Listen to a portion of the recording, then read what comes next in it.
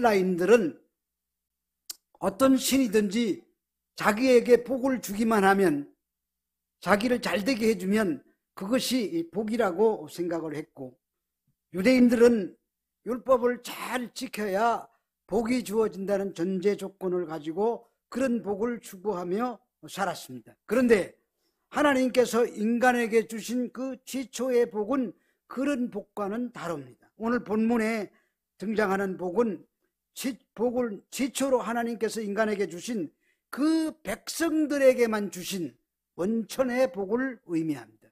그 백성 아닌 자에게 주는 복이 아니라 오직 하나님의 백성들에게만 주는 복입니다. 이 복을 히브리어로는 아슈레, 여기 뒤에 이자가 묵음이에요. 아슈레가 나오는데 그냥 아슈레라고 이렇게 읽더라고요. 헬라어로는 이제 마카리오스라고 하는데, 성경에서 또 이 말고도 복이라는 단어가 바라크라는 단어가 있습니다. 이 바라크라는 말은 하나님과 인간 관계에서 관계의 중요성을 보여주는 단어입니다. 그래서 이 바라크는 우리 인간에게 어떤 삶의 목적을 바라보게 만드는 그런 단어입니다. 어떠한 어려움 속에서도 희망과 위로를 줄 수 있는 단어입니다. 그런데 이 바라크라는 단어는 언약, 하나님이 약속하신 언약과도 깊은 관계가 있습니다. 그 말 속에는 인간이 이런 반응이 나와야 하나님께서 이런 복을 주신다는 어떤 조건적인 의미가 바라크라는 단어 속에 녹아져 있습니다. 그래서 우리가 하나님의 약속의 말씀을 붙들고 그 앞에 순종하며 살아가려고 발버둥 칠 때 우리에게 주어지는 복이 바라크라고 얘기할 수가 있습니다.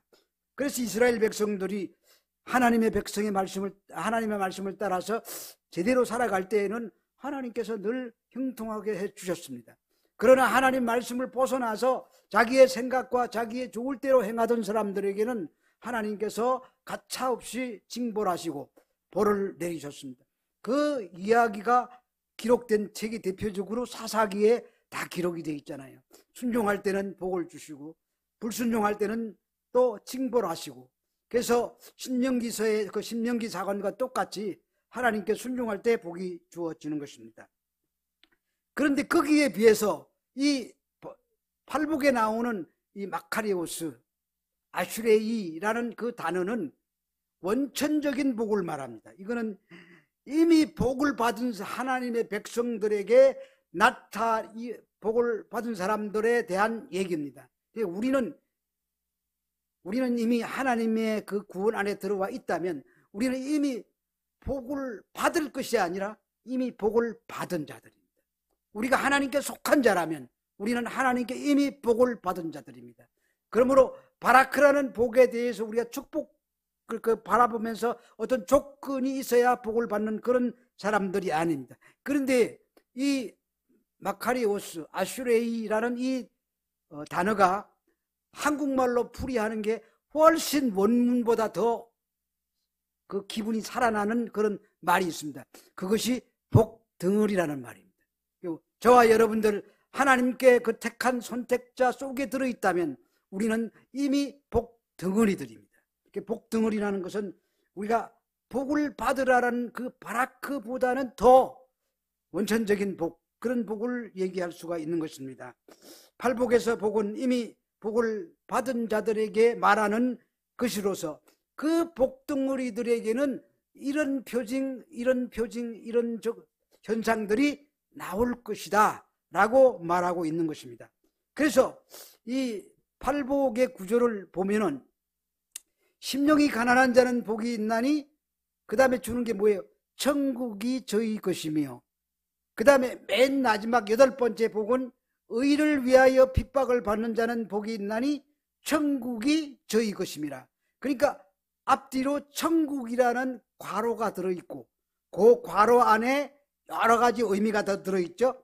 그런 사람들, 위로를 받을 것이요, 땅을 기업으로 받을 것이요, 배부를 것이요, 긍휼히 여김을 받을 것이요, 하나님을 볼 것이요, 오늘 말씀처럼 하나님의 아들이라 일컬음을 받을 것이요.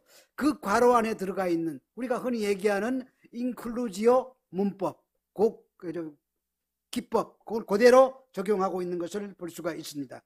결국 천국, 이 복을 받은 사람들은, 복덩어리들은 맨 나중에 가서 누리게 되는 게 결국은 천국이라는 곳을 누리게 되는 거예요.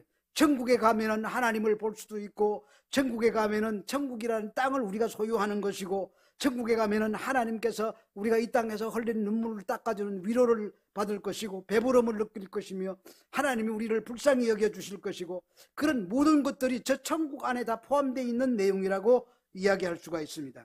그래서 복덩어리의 그 첫 번째 복이 10년 가난이잖아요. 10년 가난, 호이 푸토코이 토 푸누마티스라고 하는데, 이거는 물질 가난이라고 하지 않고 10년 가난이라고 아주 딱 못을 받고 있습니다. 누가복음에는 그런 표현이 없어요. 그래서 우리가 잘못 생각하면은 오해할 수가 있는데, 이거는 10년 가난이라고 아주 마음이 가난한 데에 대한 이야기가 거기에 딱 포함되어 있습니다.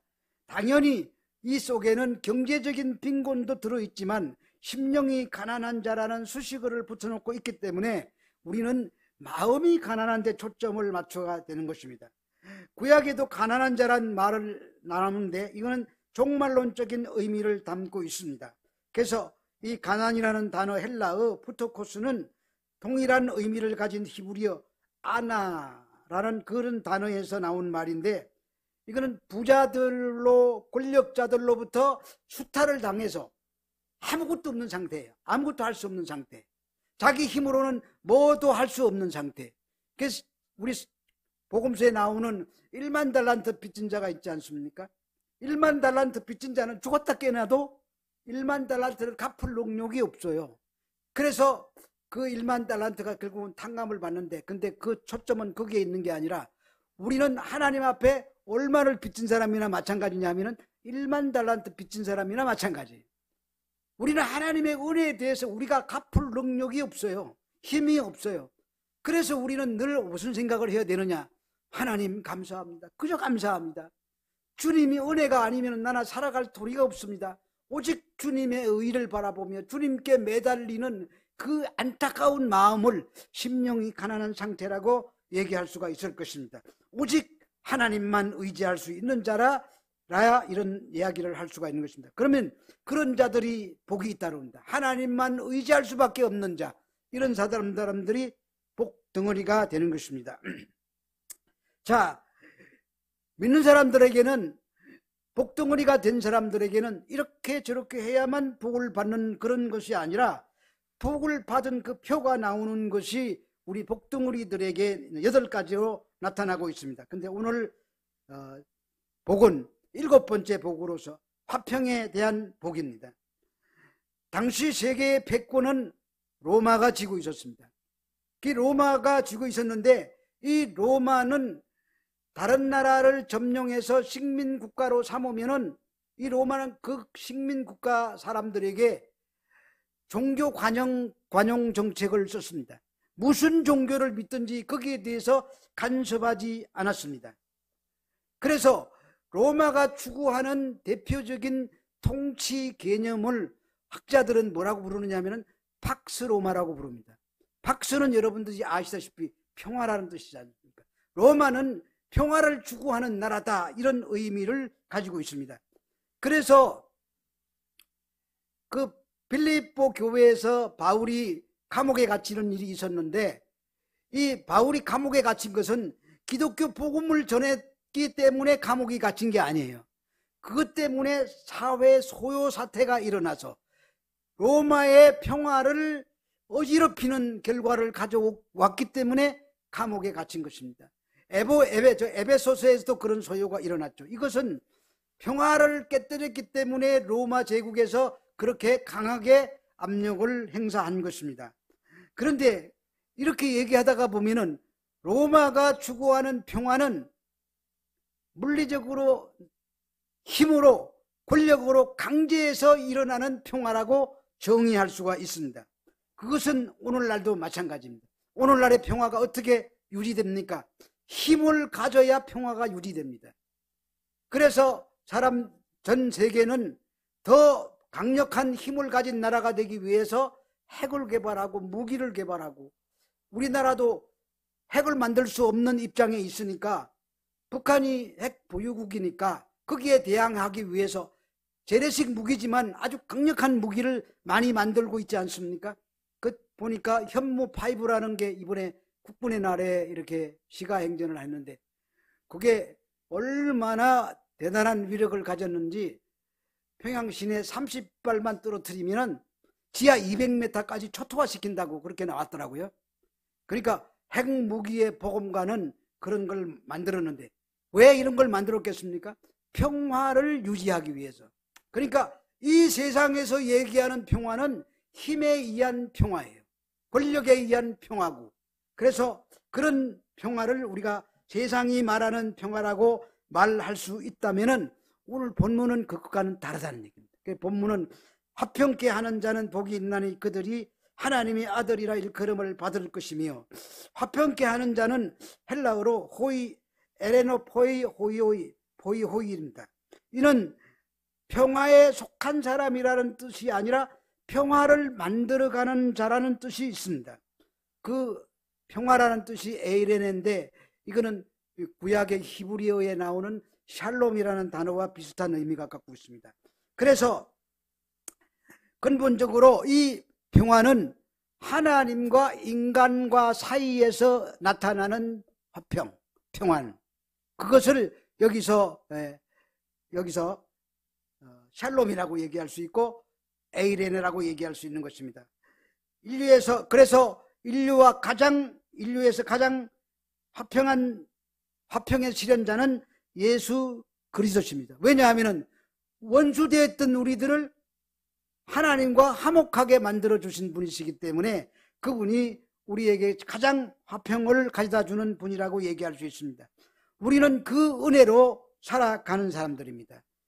그래서 예수님께서 하나님과 우리 사이에 화평을 이루게 하시고 그 화평을 우리에게 주셨으므로 그 화평을 받은 우리들은 이 화평을 내게만 머물러 있게 하지 말고 이 화평을 다른 사람에게 나타내 보여야 되는 것입니다. 그것이 1차적으로는 이웃이고 2차적으로는 공동체, 그렇게 뻗어나가야 되는 것입니다. 하나님은 괜히 우리에게 화평을 주신 게 아니라 이 화평을 통해서 나와도 화평하지만 너희들이 내게로부터 받은 그 화평을 이웃에게 나누라고 주신 화평이라는 말입니다. 우리가 예수님이 이 땅에 오셔서 십자가에 달려 돌아가심으로 예수님과 우리 사이에, 하나님과 우리 사이에 평화가 찾아온 것은 자세히 설명 안 해도 우리 이 평안교회는 모든 성도들은 다 알고 있는 사항입니다. 그래서 그 부분은 제가 말씀드리지 않겠습니다. 제가 킹 제임스 버전 성경을 읽다가 보면은 거기에 가장 가슴에 울리는 성경 구절이 하나 있어요. 그게 이제 보면은 영어로 그냥 읽으면은 I am the way, the truth and the life. 나는 이 말씀만 읽으면은 가슴이 그냥 뭔가 뭉클거리는 것 같은 이런 생각이 들 때가 많습니다. 사도행전에서도 4장 2절에 보면 12절에 보면은 다른 이로서는 구원받을 수 없나니 천하 사람 중에 구원을 받을 만한 이름을 우리에게 주신 일이 없음이라고 하셨습니다. 오직 인류는 예수 그리스도를 통해서만 구원받고 예수 그리스도를 통해서만 하나님과 화목하고, 그렇게 화목된 사람들은 그 평화를 가지고 이웃에게, 공동체에게 이렇게 퍼져나가게끔 돼 있는 것입니다. 그래서 우리는 이웃과도 화평해야 되는 것입니다. 팔복을 설명하면서 우리가 일관되게 접근해야 할 그런 하나의 원칙이 있습니다. 예수님께서 우리에게 말씀하실 때에는 늘 예수님 생각을 말씀하신 게 아니에요. 성경을 근거로 말씀하셨다는 것입니다. 예수님 당시에는 신약 성경이 없었어요. 구약 성경밖에 없었어요. 예수님은 늘 구약 성경을 기초로 해서 우리에게 말씀을 해 주셨습니다. 레위기 22장 29절에서 30절에 보면 이런 말씀이 있습니다. 너희가 여호와께 감사 제물을 드리려거든 너희가 기쁘게 받으심이 되도록 드릴지며 그 예물은 그날에 먹고 이튿날까지 두지 말라. 나는 여호와임이니라. 그래서 이 화목제사, 5가지 제사가 있는 중에서 특별히 화목제사라는 것을 지금 설명하고 있는데, 구약의 모든 제사는 예수님이 십자가에 달려 돌아가심으로 말미암아 우리가 하나님과 화목하게 되었다는 것을 상징하는 제사들입니다. 그 중에서 특별히 가장 압권적인 것은 화목제사입니다. 이 화목제사가 여기에 나오는 여러 가지의 그 양식을 통해서 우리 거기서 어떤 질문을 해볼 수 있는데, 이 질문을 통해서 오늘 답을 찾아가 보도록 하겠습니다. 30절에 보면은 오늘 읽은 여기 조금 전에 읽어드린 레위기 22장 30절입니다. 제물은 그날 먹고 이튿날까지 두지 말라, 이렇게 돼 있는데, 근데 레위기 7장 16절에서 18절을 보면 말이 좀 달라요. 한번 여러분들이 뭐가 다른지 한번 찾아보시기 바랍니다. 제가 읽겠습니다. 그러나 그 예물의 제물이 서원이나 자원하는 것이면 그 제물을 드린 날에 먹을 것이요 그 남은 것은 이튿날에도 먹되, 그 제물의 고기가 셋째 날까지 남았으면 불사를 지니. 아까 설명할 때는 그날에 먹으라고 그랬어요. 여기는 이튿날까지 먹되 셋째 날까지는 두지 말고 불살라라, 이렇게 얘기하고 있습니다.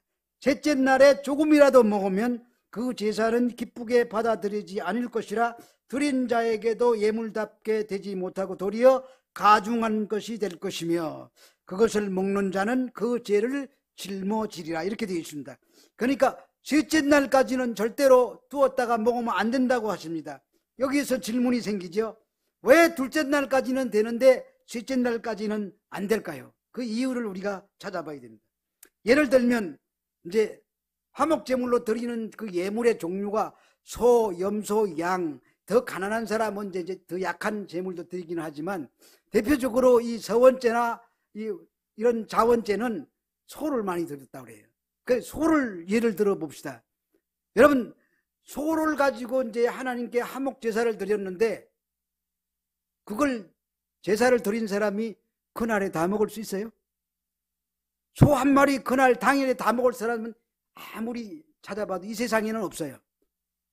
그러면 둘째 날까지는 먹을 수 있어요? 둘째 날까지도 쫓다 깨놔도 못 먹어요. 소가 그렇게 큰데 그걸 어떻게 먹습니까?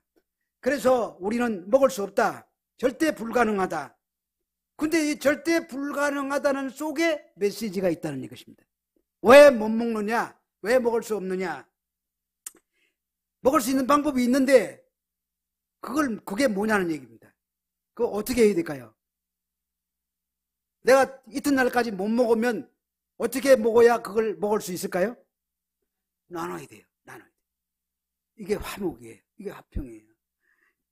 함께 먹으라는 것입니다.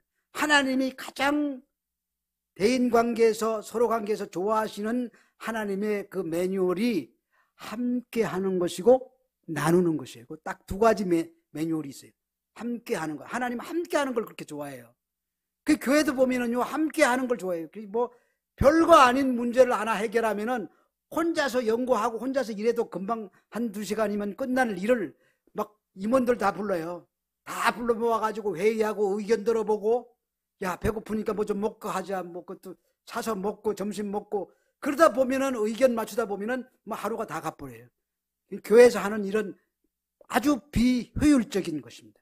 그렇지만 하나님께서는 그걸 더 좋아하세요. 함께 하고 함께 나누고 함께 먹고 함께 하는 거. 그래서 하나님께서 아담을 만들어 놓으시고 혼자 있는 게 보시기에 좋지 않아서 하와를 만들었다고 하지 않습니까? 독초하는 것이 보기에 좋지 아니하신지라. 그래서 하와를 만들었어요. 그런데 이거보다 더 원초적인 하나님이 좋아하시는 성경 구절이 있어요. 창세기 1장 26절에 하나님이 이렇게 말씀합니다. 우리가 우리의 형상과 우리의 모양대로 우리가 사람을 만들고, 많이 등장하는 단어가 뭡니까? 우리라는 단어예요. 우리, 성부, 성자, 성령 함께, 이 함께 하시는 것입니다. 그래서 우리 구원사역도 성부 하나님 혼자서 하신 게 아니에요. 삼위 되시는 하나님께서 합심해서 이루어 나가신 것입니다. 그래서 우리는 교회가 잊지 말아야 할 중요한 가치관은 함께 하는 것이고, 그리고 함께 나누는 것입니다. 함께 나누는 것. 하루나 이틀에 먹으라는 말은 하나님께서 거기에 배려의 메시지가 들어있습니다. 그럼 두 번째 질문은 뭐냐? 왜 3일째까지는 안 된다고 했습니까? 거기에도 이유가 있을 것입니다. 레위기 7장 17절 18절 제가 읽어보겠습니다. 그 제물의 고기가 셋째 날까지 남았으면 불사를 지니 만일 그 화목 제물의 고기가 셋째 날에 조금이라도 먹으면 그 제사는 기쁘게 받아들이지 아니할 것이라 드린 자에게도 예물답게 되지 못하고 도리어 가증한 것이 될 것이며 그것을 먹는 자는 그 죄를 짊어지리라. 여기에도 비밀이 감춰져 있습니다. 만일 화목 제물의 고기를 먹는다면 제물을 드렸던 사람이 먹을 것입니다. 근데 셋째 날까지 남아서 드렸던 사람이 고기를 먹으면은 결국 그 사람은 뭐를 안 했다는 얘기예요. 둘째 날까지 다 나눴는데 더 나눌 사람이 있는데 그 사람들까지는 안 했다는 얘기예요. 그러니까 우리는 나누다 보면은 첫 번째는 가족, 친지, 친구, 가까운 사람.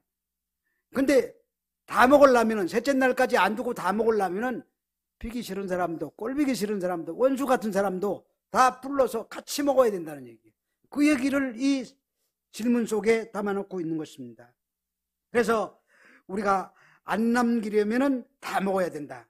남겼다면은 그거는 진정한 화목이 아니다. 그래서 남겼다면은 가증한 것이라고 얘기하고 있습니다. 이 가증한 것의 얘기가 마태복음 5장에도 들어있어요. 마태복음 5장 23절에서 24절 말씀을 제가 읽어드릴게요.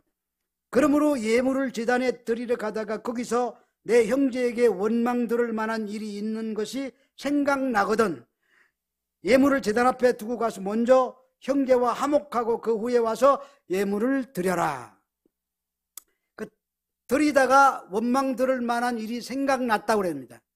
여러분, 원망 들을 일은 강한 자가 원망합니까? 약한 자가 원망합니까?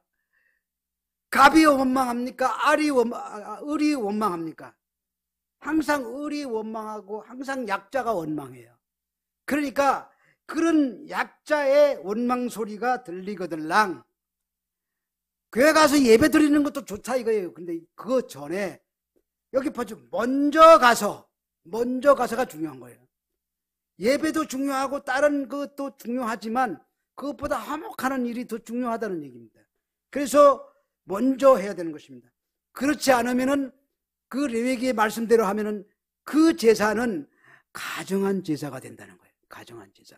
그러니까 우리가 하나님 앞에 뭐 예배 참석해서 예배 드린다고 해서 다 하나님이 받으신 것이 아니라 내가 원망 들을 만한 일이 있으면 그거 다 그 사람들하고 화해하고 해결하고 와서 예배 장소에 앉아 있어야 된다는 말입니다. 그런데 예물을 남겨두었다가 먹으면 그런 것이 안 되는 것입니다. 이런 과정 속에 비밀을 감춰놨습니다. 그렇다면 우리는 어떻게 해야 될까요? 성경 말씀에 이런 말씀이 있습니다. 마태복음 18장 18절에 진실로 너희에게 이르노니 무엇인지 너희가 땅에서 매면 하늘에서도 매일 것이요 무엇이든지 땅에서 풀면 하늘에서도 풀리리라. 마태복음 16장 19절에서도 예수님이 베드로에게 말씀하셨죠. 너는 내 이름을 이제부터 반석이라. 내가 너 위에 교회를 세우리니 내가 땅에서 매면 매일 것이요 풀면 풀릴 것이다. 그 말씀하고 이 마태복음 18장 18절 말씀하고 똑같습니다. 그래서 우리는 이 얘기를 가지고 권세를 부리는 목사님을 본 적이 있어요. 제가. 우리는 하나님의 백성이기 때문에 우리가 누구는 저주하면은 그 사람이 저주를 받고 우리가 누군가 축복하면은 축복받는다. 이렇게 설교하는 설교를 제가 많이 들어봤어요. 옛날에 실제적으로. 그 얘기가 아니에요. 여기에 단어를 제가 살짝 바꿔서 읽어보겠습니다. 너희가 무엇이든지 땅에서 용서하면 하늘에서도 용서할 것이요 무엇인지 땅에서 용서하면 하늘에서도 용서할 것이다. 땅에서 안 용서하지 않으면 용서하지 않을 것이다. 이런 얘기가 되는 것입니다. 그러니까 땅에서 풀면 하늘에서도 풀리는 것이고 땅에서 용서하지 못하고 꽉 쥐고 있으면 하나님도 그거는 안 받으시는 거예요. 해결 안 되는 거예요. 이 화목과 용서의 말씀이 우리가 살아가는데 대단히 중요합니다. 그런데 매고 푸는 주체가 누굽니까? 너희가 땅에서 매면, 그러니까 너희가 누굽니까? 너희가 바로 납니다. 너희가 땅에서 풀면, 푸는 주체가 누굽니까? 납니다. 그러니까 용서하고 용서하지 않는 주체는 나라는 얘기입니다. 내가 먼저, 내가 주도적으로 용서하고 화평으로 나아가야 된다는 말입니다. 그래서 자세히 보면은 땅에서 매는 사람도 나고 땅에서 푸는 사람도 납니다. 그러니까 우리나라 말씀 중에 아주 재미나는 말이 있죠. 누구랑 이렇게 원한 관계가 있으면은 옆에서 그러는데, 야, 가서 풀어. 그 뭐 갖고 있어. 그 속에 꽁하지 말고 풀어. 이렇게 풀어야 되는 거예요. 우리는 푸는 사람입니다. 왜? 하나님께서 우리를 풀어주셨기 때문에. 무엇에서? 죄악에서. 죄악에서 우리를 풀어주셨기 때문에 우리는 푸는 자들로 이 땅을 살아가야 하는 사람입니다. 자, 그러니까 이 모든 것은 내 안에서의 싸움이지 내 밖에서의 싸움이 아닙니다. 디엘 모디라는 사람이 이런 말을 했습니다. 세상에서 예수 믿으러 교회에 오는 사람들 중에서 딱 한 명은 성경 읽다가 오는 사람이고 나머지 99명은 그리스도인들을 읽다가 교회에 오는 사람이라고 그랬어요. 예수 믿는 사람의 삶의 모습을 보고, 야, 저러면 저 사람같이 믿으면 예수 믿어야 될 것 같다 라는 생각이 들게 해야 된다는 말입니다. 우리가 이 일상생활 삶에서 늘 이웃에 대해서 그분이 믿든 안 믿든 우리가 화평한 자로 드러나게 될 때 오늘 본문은 뭐라고 얘기하고 있습니까? 저희가 하나님의 아들이라 일컬음을 받을 것이며. 그래서 이 하나님의 아들이라는 말은 히오스데오라는 말인데, 이 말은 아들이라고 하니까 남성을 얘기하는 게 아니에요. 하나님을 닮아서 살아가는 사람들, 하나님의 자녀들이라는 뜻입니다. 그런 사람들이 우리가 진짜로 화평한 사람이고 세상과 화평한 사람입니다. 그런 사람들을 바라보고 누군가가 교회로 나오게 될 때 우리는 화평한 자로 하나님 앞에 드러나게 되는 것입니다. 오늘 이 자리에 계신 모든 분들이 또 이 한 주간 살아가시면서 내 자신을 화평한 자로 나타내심으로 사람들이 보고, 저 사람 보니까 예수님 본 것 같네, 하나님 본 것 같네 라는 소리가 나오도록 그렇게 화평의 삶을 살아내시는 저와 여러분이 되시기를 주의 이름으로 축원합니다.